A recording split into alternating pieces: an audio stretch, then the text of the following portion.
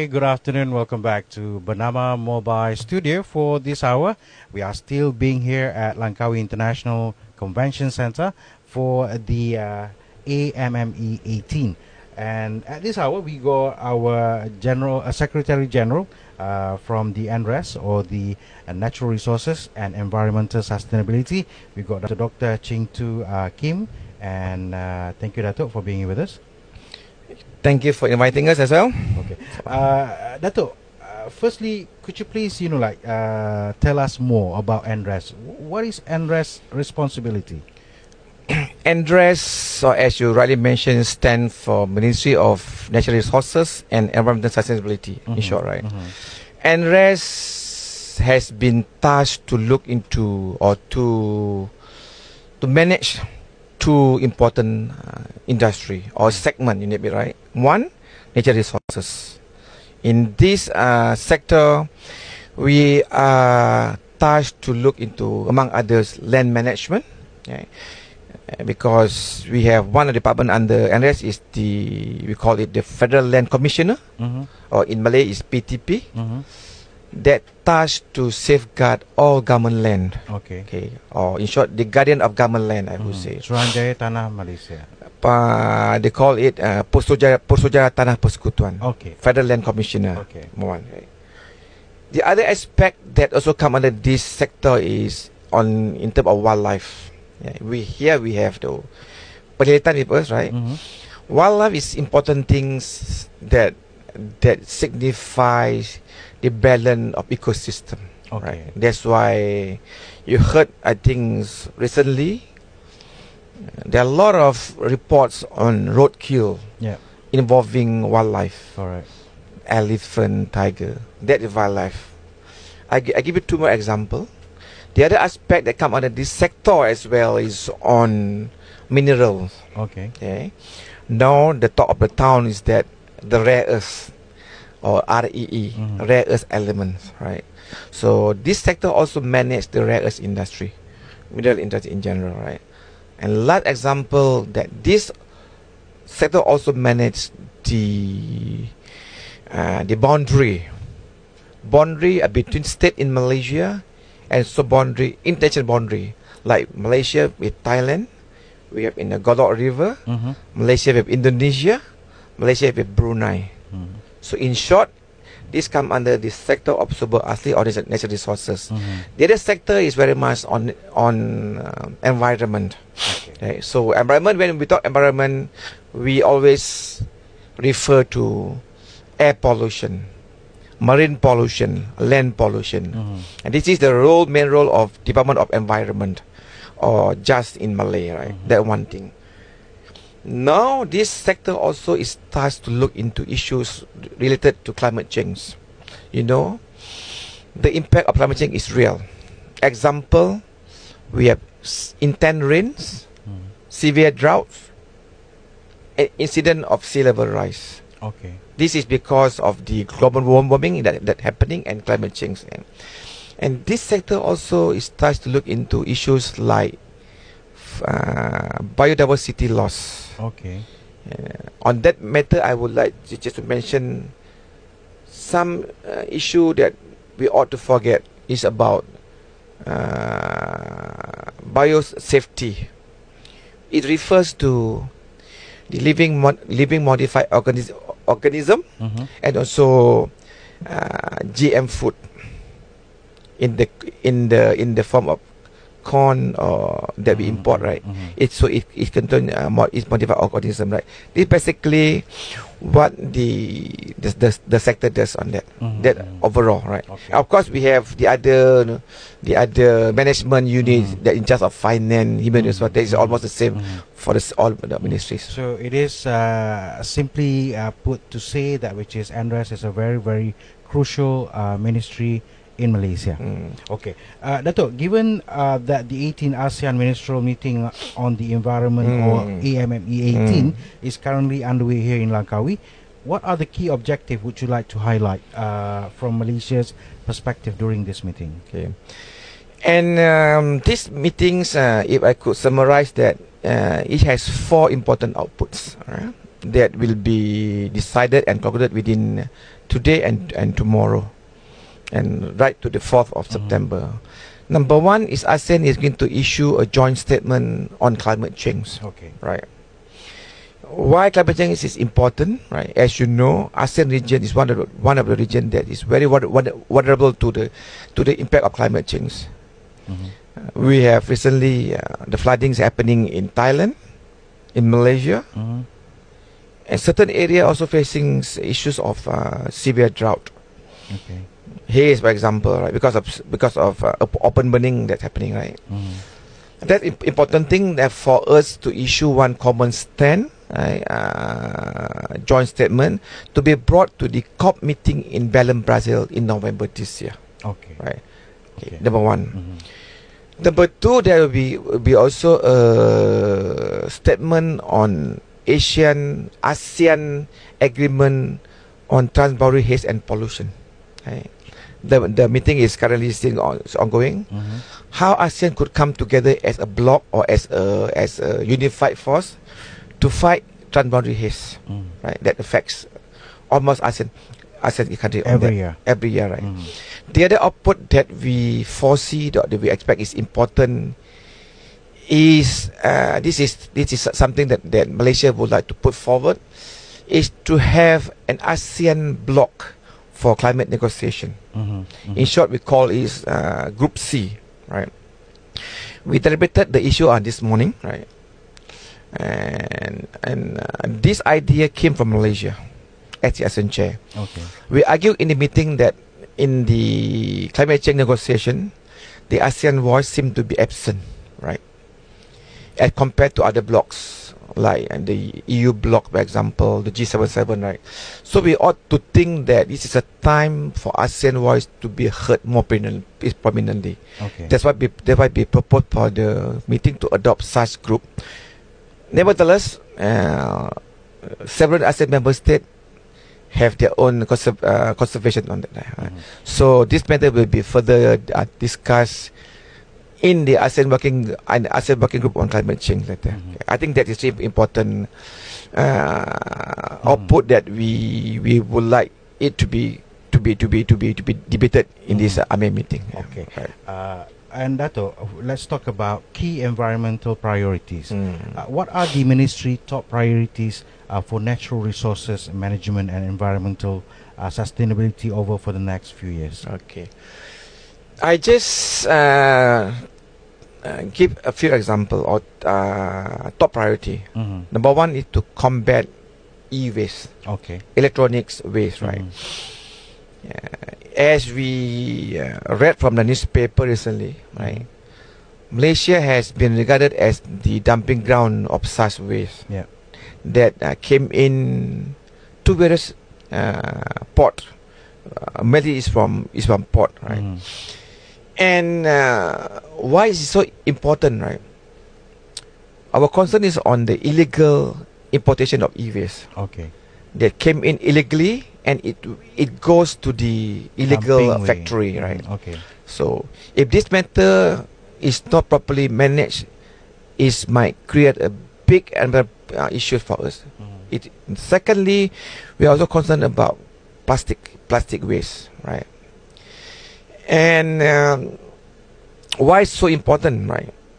Plastic waste, if not managed properly, goes to landfill, and then it goes to the river and end up at the sea. We are so concerned about the issue of microplastics that has been there in the sea, in the ocean, right? That to some extent has become a big issue discussed at global level, right? Just to give you example, my ministry, we took part in the INC 5.2 meeting, a meeting where the global committee came in to discuss about plastic treaty, right? And what we gathered for that meeting is that the meeting has not been able to conclude any result yet, because there are quite a big strong objection from the oil producing country. Because you talk plastic, you talk about oil, right? Yeah. So that is important. The other important thing when you talk about environment issue is that happens on land issue. You talk about air pollution, you talk about marine pollution, and this is something that we would like to send the message strongly that, right, we want the industry, right, to adopt some form of ESG reporting, right, that beside doing business, right, they ought to pay attention to the welfare of the environment. We have only one planet, which is planet A. This is us. This Earth, right? Yeah. So our tagline is that environment is everyone's responsibility. Correct. Not government, not you, not I, everyone, right? Yeah. So that's important, the message, right? That we would like to outreach to the people on that. We're gonna leave this planet to our children. Right. So, okay, Datuk, that's a very long answer and really appreciate it. Datuk, now we're going to talk about Perhilitan. Considering the role of agency like Perhilitan, what are the most pressing wildlife conservation challenges within Malaysia, and how the ministry addressing those problems? Okay. The most pressing issue, I would say, is the conflicts between human and wildlife. Okay. Right. The elephant, the tigers, right. And we are promoting the coexistence between human and wildlife. The tension, right, has become so intense, where we employ 2,000 odd ranger community. Okay. They're coming from orang Asli, local community, our ex-servicemen, to go on a patrolling in our forest reserve on that. And the result has been very encouraging, right? From the latest census that we have, the result, I could say that the tiger population has been showing a very good positive indication, right? That's important. The other part that also important to the rakyat is that we have gotten 10 million last year to compensate farmers, our palm oil plantation, that who lost their revenue because of the wildlife incident, right? So we compensate them, right, and then just making sure that they are to some extent is fairly compensated on that. Okay. These are issues that are pressing matters that we look into that. Right? One of the crucial issues that which is always on eyes by the ministry. Can Perhilitan has their own arm unit? I mean, to go against the poachers and stuff. All poachers issues are not really that big here. Right. We work very closely with PDRM. We have the so-called Opkazana. Okay. Right. And even at PDRM, they have their own wildlife bureau for that. Okay. That go on the ground helping Perhilitan to address to this issue, right? At the moment, we are looking very strongly how we could strengthen Perhilitan, right? Okay. Including, if possible, to arm them with certain equipment so that they could conduct their roles more effectively. And importantly is to look also the welfare of our staff is there in terms of their housing, all the things like so that we continue to motivate them to work to ensure that we have tigers in the jungle, our pride. We still go to jungle to enjoy that kind of environment. And one day, perhaps if the tiger has been fully eliminated, then the time for us to looking into our logo again, whether we should that kind of thing, right? Or not. Yes, right. But I want to stress that this is not the role of Perhilitan alone. You and I, everyone should play a role on that. I have to really agree on that. Yeah, right. Okay, Datuk. So now let's talk about collaboration and regional effort. ASEAN cooperation is critical. Could you please highlight a successful example of cross-border collaboration between ASEAN countries that has made a tangible environmental impact? Okay. I can give one example between Malaysia and Singapore, right? A close neighbor, right? We have this so-called Malaysia-Singapore Joint Committee on Environment, right? and we take turn to host that, right? Okay. Among issues discussed at the platform is the issue of oil spill at the flood of Johor, where both countries work very closely to address the issue. Both countries also working very well on tackling the issue of land, the reclamation of land between both sides. Because if the land were not tackled, it might bring a lot of issues pertaining to environment, and also it might affect our fishermen. The other important issue is on the ASEAN haze transboundary cooperation. Right? There are two groups on that. In one group is that consists of Malaysia, Singapore, Brunei, and Indonesia. They're tackling the issue of haze that coming from this side. The other group is that consists of Thailand, Myanmar, Cambodia, Laos, tackling issue that coming from the Mekong River. This is, to me, is two important assignment where ASEAN corporations brings a lot of benefit.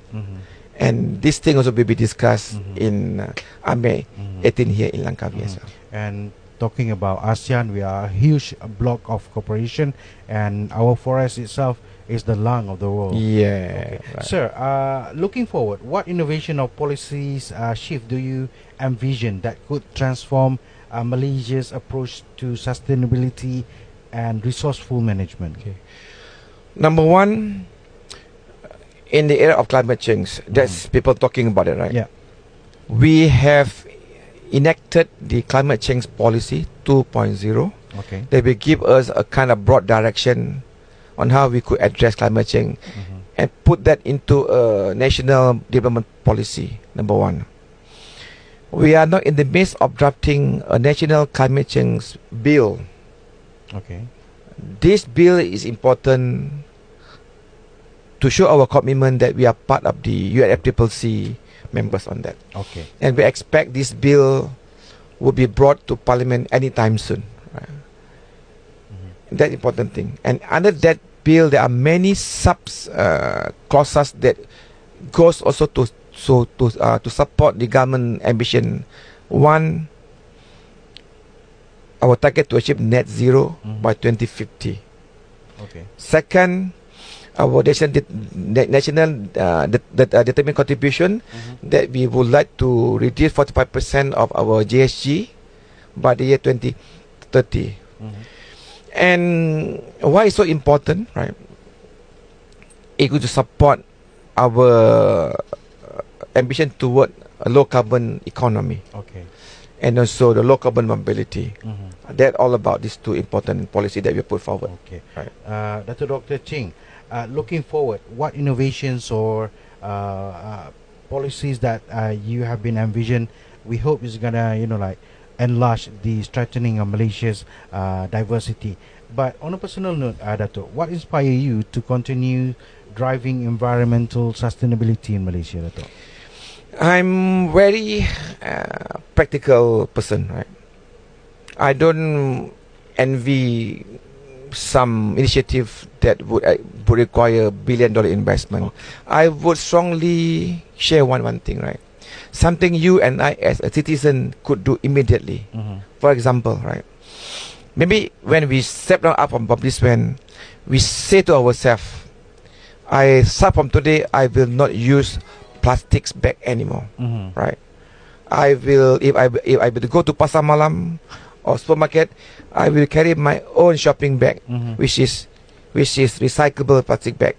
That's important thing, because why? 90% of the bottle plastic that we use, right, goes into the sea. This is, to me, you need to tweak your behavior, become more green behavior. Then I think we do the justice to the whole world. And the people of Malaysia, I would say. I still remember that too. I used to interview somebody from Perhelitan, and there is a question that which is I haven't got a chance to ask that particular person. He was asking about, is there any possibilities of creating a Perhelitan cadet at school?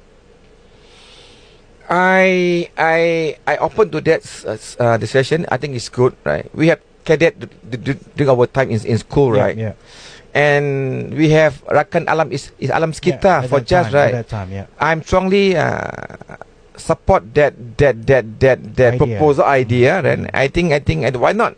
Me as a Sekjen, I will now just bring back the idea and discuss at that level. Why not? I would say it's good. So do you think it's gonna help us community to understand more about our environment? Yes, by having that, yes. Strongly agree on that, right?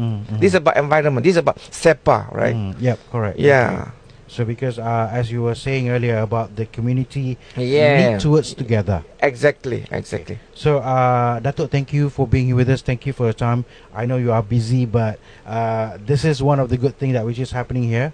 We are the chairman for this year. Yeah. And thank you from the bottom of our heart for your time being here with us. The Secretary General of the NRES, or the Ministry of Natural Resources and Environmental Sustainability. We got Datuk Dr. Ching Thoo Kim. Thank you for being here with us. Thank you very much. We're going to come back soon for more interviews like this. Stick here with us at BMS, Bernama Mobile Studio. I'm going to be back soon. See you in a short while.